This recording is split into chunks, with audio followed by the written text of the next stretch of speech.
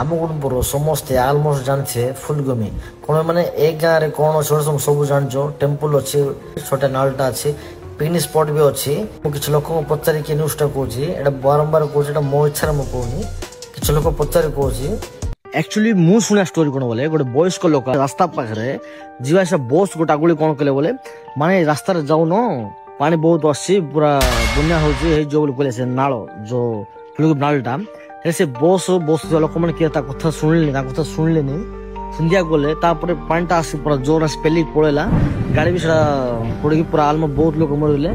ଲୋକମାନେ ଥିବା ସୁନା ଫୁନା ସବୁ ଅଟୋମେଟିକ ସେ ନାଳ ଦେଇ ପଳେଇଲା। ଏଇଟା ମୁଁ କ୍ରିଏଟ କରୁନି, କେତେ ଲୋକମାନଙ୍କୁ ମୁଁ ଷ୍ଟୋରି ପଚାରିକି ମାନେ ତମକୁ ଏଟାକା ଏ ଷ୍ଟୋରି ମୁଁ ତମକୁ କଣ କହୁଛି ମାନେ ସେଦିନ ସେମିତି ହବାଠୁ ଆଜି ପର୍ଯ୍ୟନ୍ତ ଯୋଉ ବସ୍ ଗଲେ ସେ ମନ୍ଦିର ପାଖରେ ନଡିଆ ଗୋଟେ ମାରି ଯାଉଛନ୍ତି, ସେ ଗୋଟେ ବିଶ୍ୱାସରେ